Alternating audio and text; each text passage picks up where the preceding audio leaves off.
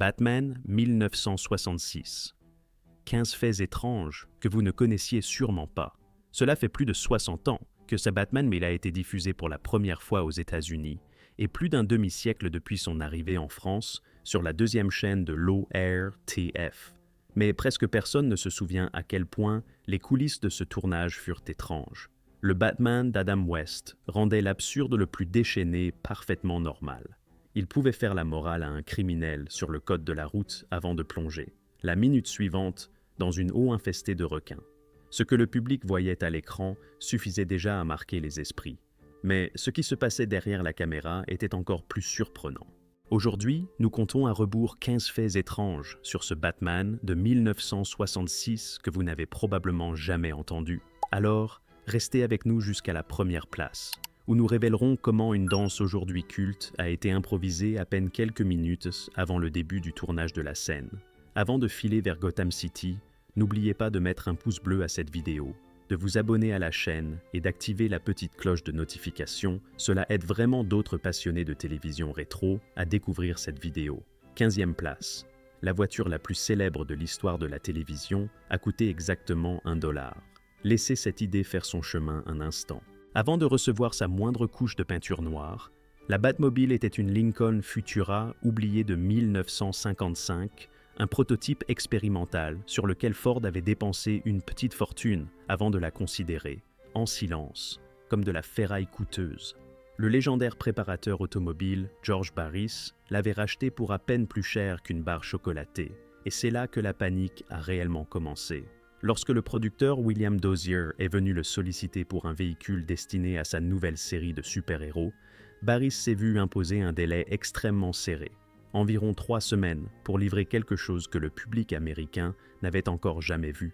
Construire un véhicule entièrement neuf en si peu de temps était tout simplement impossible. Alors, Barris a observé les immenses ailerons et la verrière en bulle de la Futura et a pris une décision qui allait définir toute une époque télévisuelle.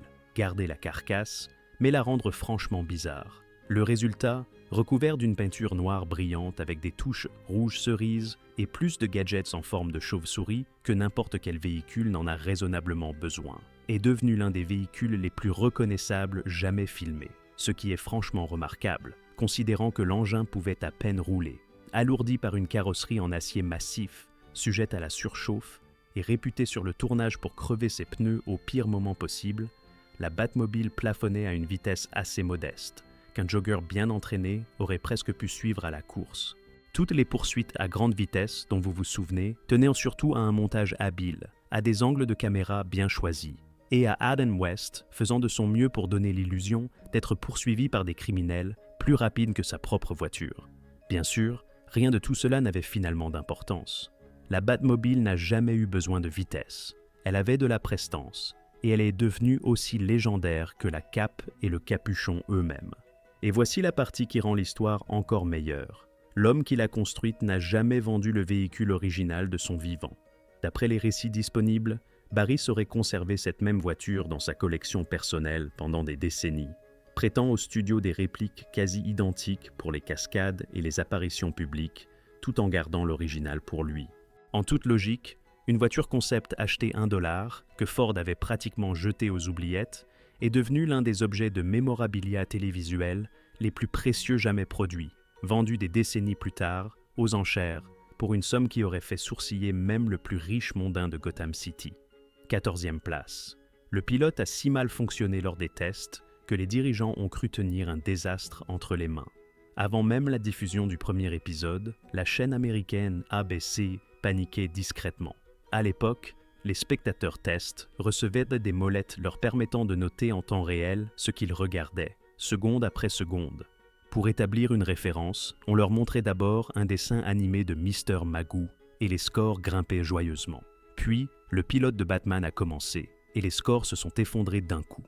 Les spectateurs, déroutés, ne comprenaient tout simplement pas le ton du programme. Ils ne savaient pas s'il fallait le prendre au sérieux ou non. Et la note finale s'est retrouvée dans une fourchette catastrophique, bien en dessous de ce qui permettait habituellement de sauver une série. En toute logique, il s'agissait de l'un des pires résultats de test dans l'histoire de la chaîne, et les dirigeants, d'après ce qui a été rapporté, pensaient avoir sur les bras un embarras extrêmement coûteux. Normalement, c'est exactement le moment où un programme disparaît discrètement dans un tiroir d'archives pour toujours. Mais Batman avait un atout de taille. Le projet était déjà trop coûteux pour être tué dans l'œuf. ABC avait déjà englouti des sommes considérables dans les décors, les costumes et la promotion, et annulé purement et simplement, la série revenait à essuyer toute la perte sans rien en retirer. La chaîne a donc fait la seule chose qui lui restait, diffuser le programme quand même, en espérant le meilleur. Puis, un certain soir de janvier 1966, tout a basculé du jour au lendemain. Une fois le public confronté à la série dans son contexte de diffusion réelle, avec toute son autodérision intacte, Batman est devenu un véritable phénomène culturel, réunissant, d'après les chiffres rapportés, plus de la moitié des foyers américains équipés d'un téléviseur ce soir-là. Batman n'a pas survécu parce que les dirigeants y croyaient. Il a survécu parce qu'il était trop étrange, trop coûteux et trop avancé dans sa production pour être arrêté, et c'est parfois exactement ainsi que se construit l'histoire de la télévision. 13e place, l'enthousiasme de Robin lui a coûté de véritables factures d'hôpital. Burt Ward ne se contentait pas de jouer Robin. Il faisait pratiquement office de son propre coordinateur de cascade, et le résultat fut rude. Alors qu'Adam West disposait d'un cascadeur professionnel chevronné pour ses chutes les plus dangereuses, Ward, semble-t-il, héritait de l'honneur d'encaisser lui-même la plupart des coups, encore et encore. D'après les propres souvenirs de Ward, racontés bien plus tard, il aurait passé 4 jours sur 5 aux urgences pendant sa toute première semaine de tournage. Dans les tout premiers épisodes, la portière de la Batmobile se serait ouverte en pleine accélération, projetant l'acteur directement sur le bitume, comme un volontaire non rémunéré pour un crash test automobile. Ces spectaculaires séquences d'échappement à turbine, étincelles comprises, étaient bel et bien réelles, et elles ont régulièrement brûlé sa cape et sa peau. Lors d'une cascade particulièrement rude, un effet d'explosion aurait mal tourné lorsque l'équipe aurait utilisé de la vraie dynamite au lieu d'un mur destiné à se briser sans danger. Et Ward se serait retrouvé avec le nez cassé après avoir été frappé par des débris projetés, ainsi qu'une perte d'audition temporaire à cause du souffle de l'explosion. Et voici la partie qui rend l'histoire encore meilleure. Le tournage continuait tout simplement comme si de rien n'était. Ward a plus tard plaisanté, avec le recul, que le plan officieux du studio semblait consister à voir s'il parviendrait à l'achever avant la fin de la saison. Ce qui donne un tout autre relief à chacun de ses sourires enjoués et à chacune de ses exclamations enthousiastes, une fois qu'on sait ce que cela lui a réellement coûté. Le jeune prodige a gagné chacune de ses cicatrices de guerre, une meurtrissure après l'autre. 12e place, le Joker a refusé de se raser, et Batman s'en est simplement accommodé. Lorsque César Romero a accepté d'incarner le Joker, il est arrivé avec une exigence non négociable. La moustache reste. Romero était un séducteur classique du Hollywood d'antan, farouchement attaché à l'image de marque qui portait sa carrière depuis des décennies. Et raser cette moustache pour enfiler un costume de clown était tout simplement impensable pour lui. Pas pour un méchant de bande dessinée, pas pour qui que ce soit. La production a donc fait la seule chose possible. Les maquilleurs ont appliqué une épaisse couche de fard blanc directement sur la moustache, poils compris, en espérant que l'éclairage du studio et la faible définition des téléviseurs des années 1960 en brouilleraient suffisamment la trace. Et, dans l'ensemble, cela a fonctionné. Sur les vieux téléviseurs à tube cathodique, la moustache se fondait presque entièrement dans la lueur de l'écran. Mais si l'on avance jusqu'aux rééditions modernes restaurées, l'illusion s'effondre complètement. On distingue désormais chaque poil, une moustache fantomatique qui hante fièrement le sourire du Joker en pleine haute définition, refusant obstinément de s'effacer. Et voici la partie la plus belle. Personne dans l'équipe ne semblait réellement s'en soucier. Il n'y a eu ni reprise, ni correction, ni note de service exigeant un méchant rasé de près. La production a simplement assumé le choix. Un personnage défini par le chaos et un goût douteux ne pouvait même pas se raser correctement. Et curieusement, cela collait parfaitement au ton général de la série. Sur n'importe quel autre tournage, cela aurait été traité comme un cauchemar de maquillage. Sur Batman, c'est devenu une véritable signature. 11e place. L'un des méchants les plus appréciés de la série a bien failli disparaître à cause d'un cachet. Le Sphinx interprété par Frank Gorshin, avec son rire hystérique et ses manières nerveuses, fut un succès immédiat, sans doute l'une des principales raisons pour lesquelles le public revenait fidèlement chaque semaine, et ce rôle lui aurait valu, d'après ce qui a été rapporté, une nomination aux Emmy Awards dès sa toute première saison. Aussi, lorsque les négociations pour la deuxième saison se sont ouvertes, les représentants de Gorshin ont demandé un cachet nettement supérieur à celui prévu à l'origine. Les producteurs, contraints par un budget télévisuel serré, ont refusé. Et c'est ainsi que l'un des méchants emblématiques de Batman s'est soudain retrouvé indisponible. Plutôt que de céder à l'exigence, la production a tenté un coup audacieux.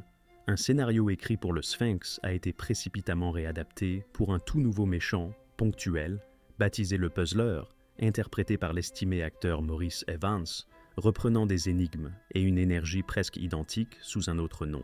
Les spectateurs n'ont pas été dupes une seconde. Pendant ce temps, l'acteur John Astin, alors surtout connu pour son rôle de Gomez Adams, a enfilé le costume vert pour une histoire séparée en deux parties durant l'absence de Gorshin. Finalement, la raison l'a emporté. Gorshin et le studio sont parvenus à un nouvel accord et il est revenu pour un épisode triomphal de la dernière saison, à la fois un tour d'honneur et une discrète offrande de paix. Batman a tiré ici une leçon importante. On peut réécrire un scénario, on peut confier un costume à quelqu'un d'autre, mais on ne remplace pas un génie maniaque aussi précis par un simple calcul budgétaire. 10e place, la ceinture à gadgets était une longue blague qui n'en finissait jamais. Dans cette version de Batman, la ceinture à gadgets n'avait presque rien à voir avec le réalisme. Elle incarnait un engagement total et sans faille envers une idée précise, celle que Batman avait déjà anticipé absolument toutes les catastrophes imaginables, y compris celles que les scénaristes venaient manifestement d'inventer quelques minutes avant le tournage. Oui, la ceinture contenait bel et bien un spray répulsif anti-requin, car, cela va de soi, la menace la plus pressante à Gotham City impliquait des requins sauvages attaquant un hélicoptère en plein vol. Mais ce gadget n'était que le numéro vedette. À côté se cachaient des trésors tels qu'une pince à épiler estampillée « chauve-souris », une tapette à mouches universelle également estampillée « chauve-souris » et, fait mémorable, un thermos à soupe siglé « chauve-souris », car rien ne terrorise davantage le milieu criminel que de savoir que Batman avait prévu, au cas où, un repas chaud dans son sac. Pour que la plaisanterie fonctionne à chaque fois, les scénaristes collaient le mot « Bat » sur absolument tout ce qui leur passait par la tête. Un outil ordinaire n'était jamais suffisamment drôle en soi. Il fallait impérativement le rebaptiser de façon agressive. En toute honnêteté, certaines de ces idées avaient de véritables racines dans les comics d'origine, y compris ce fameux spray anti-requin, apparu dans les pages imprimées des années plus tôt. La série a simplement poussé le concept jusqu'à son point de rupture. La préparation à toute éventualité a cessé, quelque part en chemin, d'être un super pouvoir pour devenir, discrètement, une simple blague récurrente. Ici, Batman ne se contentait pas de combattre le crime. Il l'anticipait de manière franchement excessive, un gadget absurdement étiqueté après l'autre. 9e place, la chaîne NBC a failli sauver la série jusqu'à ce que quelqu'un fasse appel à un bulldozer. Après qu'ABC a définitivement mis fin au projet en 1968, la série n'était pas immédiatement et totalement morte. En coulisses, d'après ce qui a été rapporté, un réel espoir subsistait qu'une chaîne concurrente vienne à la rescousse pour une saison supplémentaire. Et pendant un bref instant plein d'espoir, la chaîne NBC semblait prête à jouer les sauveurs. Puis, la Batcave a disparu. Après l'annulation, le studio a fait ce que font souvent les productions lorsqu'elles considèrent un programme définitivement terminé. Il a attendu un peu, et lorsqu'aucune offre de reprise immédiate n'est arrivée, il a pris une décision coûteuse et, avec le recul, bien trop précipitée. Les décors somptueux ont été démolis. La Batcave, le manoir Wayne, tout cela a été réduit en gravats et en bois de charpente cassé. À peine 2 semaines plus tard, NBC a officiellement exprimé un intérêt sérieux pour ramener la série pour une 4e saison. 2 semaines. Lorsque les dirigeants ont appris que les décors physiques avaient déjà été rasés au bulldozer, ils ont fait leurs calculs. Reconstruire la seule Batcave aurait coûté une somme véritablement considérable, et recréer le manoir Wayne aurait fait grimper la facture totale encore plus haut. Sauver Batman a soudain cessé d'être une simple affaire de nostalgie amusante pour devenir un projet de construction extrêmement onéreux, que personne ne souhaitait financer. NBC a discrètement renoncé. La tentative de sauvetage a échoué, non pas parce que le public avait disparu, ni parce que les acteurs avaient quitté le navire, mais parce que quelqu'un s'était montré un peu trop rapide avec une pelleteuse. Adam West et Burt Ward ont tous deux raconté plus tard qu'ils avaient eu du mal à croire à quelle vitesse tout l'univers physique de la série avait été effacé, fermant la porte à tout avenir, avant même que quiconque n'ait vraiment pris de décision définitive contre une suite. Au final, le Chevalier Noir n'a pas été vaincu par un super vilain. Ce sont un mauvais concours de circonstances et une équipe de démolition étonnamment motivée qui ont eu raison de lui. 8e place, Batman a bien failli avoir un tout autre visage. Avant qu'Adam West n'enfile pour la première fois le capuchon, les producteurs envisageaient sérieusement un autre prétendant au rôle, l'acteur Lyle Waggoner. Il ne se contentait pas d'être dans la course. Il a réellement tourné un essai filmé complet aux côtés d'un autre acteur incarnant Robin. Et il serait, d'après ce qui a été rapporté, passé remarquablement près de devenir le chevalier au capuchon. Et, très honnêtement, cela avait parfaitement du sens sur le papier. Waggoner était grand, la mâchoire carrée, comme sorti tout droit d'une case de bande dessinée, et sa version de Bruce Wayne jouait tout au premier degré, avec héroïsme et sincérité. Le problème, c'est que le scénario faisait de même, et c'était justement là toute la blague que les producteurs avaient besoin de faire passer sans jamais faire un clin d'œil à la caméra. L'équipe a fini par comprendre que la série n'avait pas besoin d'un super-héros traditionnel et premier degré, mais plutôt d'un personnage flegmatique, parfaitement conscient de l'absurdité qui l'entourait, mais refusant obstinément de l'admettre à voix haute. C'est là qu'Adam West est entré en scène. West ne jouait pas Batman au sérieux. Il le jouait avec un sérieux fin, débitant les répliques les plus ridicules, avec l'autorité calme et posée de quelqu'un expliquant le droit fiscal à une classe d'élèves. Et, soudain, tout cet absurde a fonctionné à merveille. L'élément décisif qui a fait pencher la balance en faveur de West serait venu, d'après ce qui a été rapporté, d'une publicité américaine pour une boisson chocolatée de la marque Nestlé, dans laquelle le producteur William Dozier a vu West interpréter un espion charmeur dans le style de James Bond, et a immédiatement compris qu'il tenait un acteur capable de parodier des genres sérieux, sans jamais sortir de son personnage. Quant à Waggoner, perdre le rôle de Batman ne l'a pas ralenti bien longtemps. Il est devenu, pendant environ 7 ans, un pilier apprécié d'une émission américaine de sketch très populaire à l'époque, où il jouait à la fois comme acteur et comme annonceur, et, par un délicieux retour du destin, il a tout de même fini par rejoindre l'univers DC, en interprétant Steve Trevor dans la série télévisée Wonder Woman des années 1970. 7e place. Les méchants étaient littéralement filmés de travers. Le bien et le mal, dans cette série, ne se définissaient pas par les dialogues ou les costumes, mais par la pure géométrie de la caméra. Dès que la caméra s'inclinait soudainement, comme si elle avait bu un cocktail de trop, cela ne signifiait qu'une seule chose, le repère d'un méchant. Ces plans exagérément inclinés, connus dans le jargon du cinéma sous le nom de « plan hollandais », n'étaient pas une subtilité artistique, mais une blague visuelle jouée avec un sérieux imperturbable. Les méchants étaient ainsi tordus, alors la série les filmait littéralement de travers, et cette métaphore ne cherchait absolument pas à cacher sa propre simplicité. La règle était par ailleurs presque immuable. Le manoir Wayne restait parfaitement droit dans chaque scène. Le quartier général de la police de Gotham City se tenait bien droit comme un piquet. Mais dès que l'histoire basculait vers un repère rempli d'accessoires démesurés, de sbires aux couleurs assorties et d'un cerveau criminel en costume thématique, la caméra penchait si fort qu'elle avait presque besoin de sa propre ceinture de sécurité. Même les angles n'étaient pas laissés au hasard. Certains méchants récurrents auraient eu, d'après ce qui a été rapporté, leur propre inclinaison signature, subtilement ajustée pour correspondre à leur folie particulière, de sorte que la même ville et la même série passaient simplement d'un degré de travers à un autre, selon qui complotait cette semaine-là.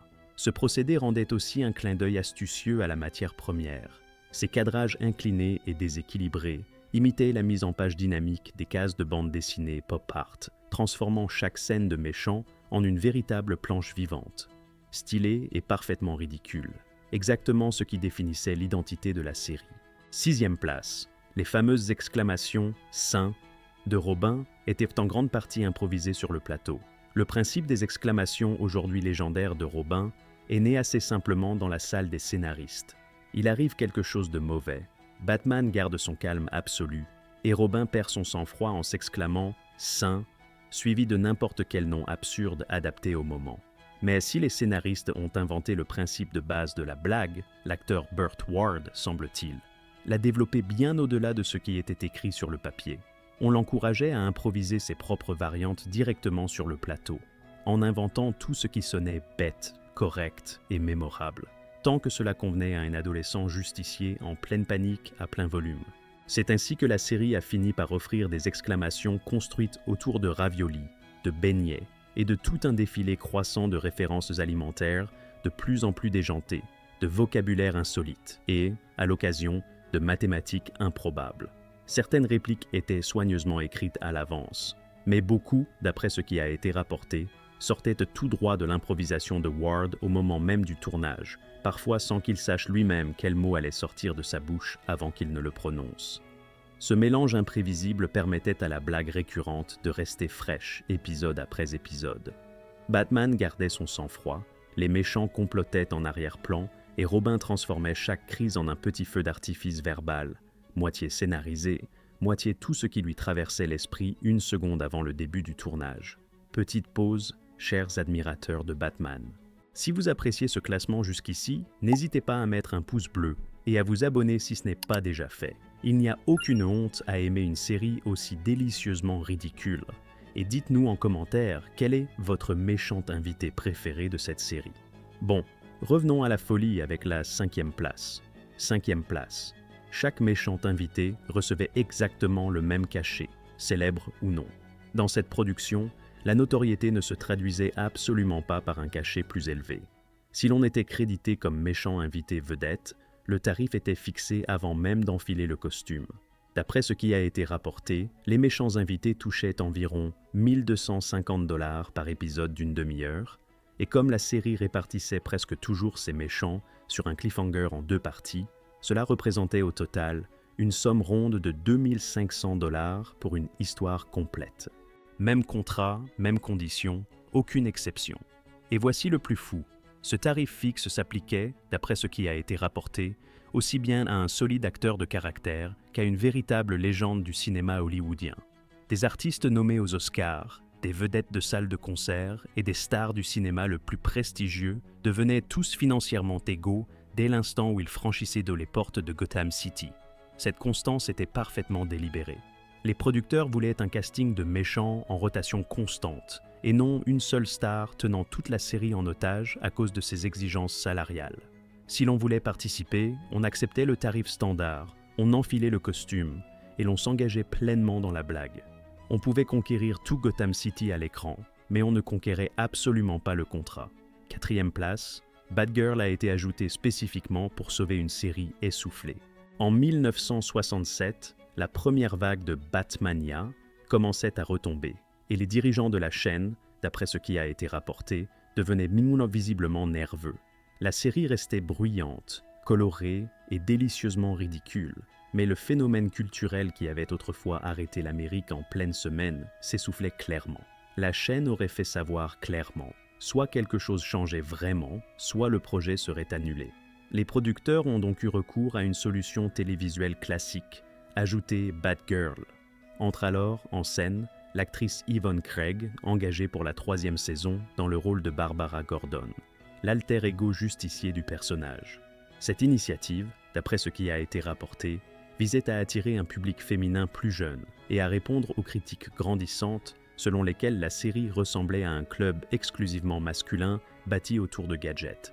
Batgirl a été écrite comme un personnage intelligent, capable, indépendant, délibérément présenté comme un modèle positif. Pour convaincre des dirigeants de chaînes sceptiques que l'idée fonctionnerait réellement, les producteurs auraient, d'après ce qui a été rapporté, tourné une courte présentation spéciale, rien que pour eux, prouvant que Batgirl pouvait tenir sa place aux côtés de Batman et Robin. L'argument a porté ses fruits, et la série a obtenu une dernière saison. Mais l'ironie télévisuelle a frappé presque immédiatement. Si l'intention affichée était d'attirer de jeunes spectatrices, le costume moulant de Batgirl, ses entrées spectaculaires en moto et la grâce sportive bien réelle de Craig, héritée de son passé de danseuse, auraient eu, d'après ce qui a été rapporté, un tout autre effet sur l'ensemble du public. L'audience masculine aurait sensiblement augmenté, et la chaîne aurait discrètement cessé de poser trop de questions sur les raisons exactes de ce succès. Batgirl n'a pas sauvé la série pour toujours, mais elle a éprouvé une leçon durable de la télévision. Parfois, une solution fonctionne réellement, simplement rarement pour les raisons initialement prévues. 3e place, ces célèbres inscriptions colorées comme « BAM » ou « POV » relevaient d'un chaos minutieusement calculé. Ces mots colorés issus des bandes dessinées, qui explosaient à l'écran à chaque bagarre, n'étaient absolument pas de simples fioritures ajoutées pour le plaisir. Ils étaient soigneusement comptés, sélectionnés et alternés presque comme une garde-robe conçue spécialement pour les points. D'après ce qui a été rapporté, la série aurait utilisé plus de 80 graphismes onomatopéiques distincts sur l'ensemble de sa diffusion. Les mots les plus familiers assuraient de l'essentiel du travail, mais les scénaristes et monteurs y mêlaient régulièrement d'étranges inventions ponctuelles, histoire de garder le public sur ses gardes. Ces mots avaient d'ailleurs une raison bien concrète d'exister. Les dirigeants de la chaîne craignaient que la chorégraphie des combats ne paraisse trop violente pour les jeunes spectateurs. Alors, plutôt que de couper l'action elle-même, la série la recouvrait simplement de graphismes d'effets sonores empruntés aux comics. Soudain, un coup de poing n'était plus un simple coup de poing. Il devenait une petite explosion de pop art. Le choix des couleurs n'avait rien d'un hasard non plus. Les rouges, jaunes et bleus éclatants faisaient délibérément écho au mouvement pop art qui balayait alors la culture de l'époque, reprenant la même énergie visuelle que les toiles célèbres de cette période. Chaque bagarre devenait ainsi, dans les faits, une case de bande dessinée animée, suffisamment bruyante et colorée pour détourner l'attention du fait que Batman et Robin frappaient souvent, de toute évidence, dans le vide. Ces graphismes étaient tous ajoutés après coup, en post-production, ce qui signifiait qu'Adam West et Burt Ward devaient parfaitement synchroniser leurs coups et leurs réactions sur le plateau, en faisant entièrement confiance à l'équipe de montage pour placer, bien plus tard, le bon effet au bon endroit. Deuxième place, la voix la plus dramatique de la série appartenait à l'homme qui signait tous les chèques de paix. Ce narrateur de Batman, celui dont la voix donnait l'impression que le monde s'écroulait toutes les 30 secondes environ, n'était pas un présentateur professionnel hors de prix, venu cabotiner contre rémunération. D'après ce qui a été rapporté, il s'agissait du producteur exécutif de la série lui-même, William Dozier. Selon des témoignages issus de la production, Dozier n'arrivait pas à trouver un narrateur professionnel capable de donner exactement le ton qu'il recherchait. Il a auditionné plusieurs comédiens de doublage accomplis, tous techniquement excellents, mais tous posaient, pour une raison bien précise, le même problème. Ils étaient tout simplement trop bons. Dozier aurait expliqué qu'aucun d'entre eux ne parvenait à faire les choses correctement, car ils ne pouvaient tout simplement pas se résoudre à sonner aussi délibérément mal. Il est donc passé lui-même derrière le micro et a livré chaque ligne de narration dans un style essoufflé et exagérément dramatique, transformant chaque simple rebondissement de l'intrigue en véritable urgence nationale. D'après ce qui a été rapporté, il aurait même travaillé sous un pseudonyme facétieux, Desmond Doomsday, qui figurait sur l'album de la bande originale officielle de la série pendant que Dozier faisait publiquement mine de n'avoir rien à voir avec cette prestation. Et il ne s'est pas arrêté là. Dozier aurait, d'après ce qui a été rapporté, transposé exactement le même style de narration tonitruant et théâtral à une série sœur, Le Frelon Vert, qui a notamment contribué à faire connaître au public américain un jeune maître en arts martiaux nommé Bruce Lee. Même voix, même intensité théâtrale, même urgence essoufflée. L'homme qui ne trouvait personne d'autre prêt à sonner d'une façon aussi délibérément ridicule est devenu, en fin de compte, la voix même de Gotham City. Signalons, pour l'anecdote côté français, que la version doublée en français a fait appel à 2 comédiens différents pour incarner ce narrateur au fil des saisons. Une petite curiosité que même de nombreux fans français ignorent encore aujourd'hui. Première place, la danse la plus parodiée de l'histoire de la télévision ne figurait dans aucun scénario. Voilà, nous avons gardé celui-ci pour la fin, car il résume à lui seul tout ce que cette série avait d'étrange et de merveilleux. La danse aujourd'hui connue sous le nom de Batusi, ce mouvement à l'origine de milliers de parodies et de références culturelles, ne figurait en réalité dans aucun scénario. Aucun scénariste ne l'avait proposé, aucun chorégraphe ne l'avait mis en place à l'avance. Selon Adam West lui-même, il aurait inventé toute cette chorégraphie seul, environ 10 minutes avant que les caméras ne commencent à tourner pour cette scène. West a expliqué plus tard que son inspiration lui serait venue de photographies de magazines et de mouvements de danse qu'il avait remarqués chez des gens dans les boîtes de nuit de l'époque. Pendant les répétitions, il a simplement commencé à expérimenter des mouvements exagérés et déséquilibrés, bras levés, doigts encadrant le visage, ressemblant en tout point à un justicier masqué qui se serait trompé de soirée et refuserait catégoriquement de la quitter. Les producteurs auraient très bien pu couper court à cette idée. Ils l'ont au contraire laissé faire. Le nom lui-même était un clin d'œil malicieux au Watusi, une danse réellement existante et immensément populaire à l'époque, ce qui rendait la blague encore plus efficace pour un public qui saisissait la référence instantanément. Voici donc le plus grand détective du monde, le visage impassible et parfaitement sérieux, exécutant des pas de danse comme s'il croyait sincèrement avoir sa place sur cette piste. Des décennies plus tard, le Batusi refuse toujours de mourir. Il a été cité dans de grands films, parodié dans des comédies animées adorées, et il est devenu une sorte de raccourci pour désigner le moment où un super-héros fait quelque chose de délicieusement, et sans la moindre gêne. Ridicule. Adam West a improvisé une danse un peu bête, et elle est, d'une manière ou d'une autre, devenue immortelle. C'est sans doute, plus que tout autre élément de cette liste, la véritable démonstration de ce que signifie s'investir totalement dans une blague. Fait bonus, la galerie tournante des méchants de Gotham City comptait une liste d'invités étonnamment prestigieuse. Au-delà de la distribution régulière, la politique des méchants invités a discrètement attiré une distribution hollywoodienne tout à fait extraordinaire. Vincent Price a incarné Egghead, un génie du crime obsédé par les œufs, apportant sa menace théâtrale caractéristique à un personnage entièrement construit autour de jeux de mots sur les œufs.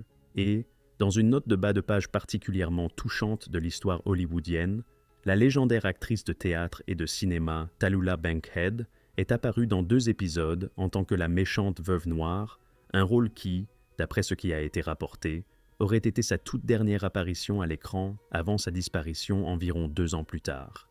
Ces 2 apparitions rappellent discrètement que cette série colorée et pleine de jeux de mots a su, d'une manière ou d'une autre, attirer certains des interprètes les plus respectés de toute une génération, tous prêts à endosser un costume thématique et à s'investir pleinement dans le jeu, aux côtés de tous les autres habitants de Gotham City. La liste des invités ne s'arrête pas là. Le comique très apprécié Milton Berle, le célèbre pianiste et showman Liberace, ainsi que l'acteur dramatique reconnu Eli Wallach, auraient, d'après ce qui a été rapporté, tour à tour menacé le duo dynamique, chacun apportant à Gotham City une touche de spectacle bien à lui. 2 actrices différentes se sont même partagé le rôle de Catwoman au fil des saisons de la série, chacune avec sa propre énergie, ce qui signifie que le public a techniquement vu s'affronter 2 femmes-chats totalement différentes face au même Batman, sans que la série ne perde jamais son rythme. En toute logique, cela reste l'une des distributions de méchants les plus étranges et les plus prestigieuses de toute l'histoire de la télévision américaine, et c'est en grande partie ce qui explique que l'on continue d'évoquer cette série avec une affection sincère plus d'un demi-siècle plus tard. Et voilà, chers amis, 15 faits étranges et merveilleux sur ce Batman de 1966 que la plupart des fans ignoraient totalement. Dites-nous en commentaire quel fait vous a le plus surpris, et si vous avez aimé ce petit voyage de retour à Gotham City, pensez à mettre un pouce bleu à cette vidéo, à vous abonner à la chaîne et à la partager avec un ami qui aime toujours le chevalier au capuchon. À la prochaine, c'était votre présentateur.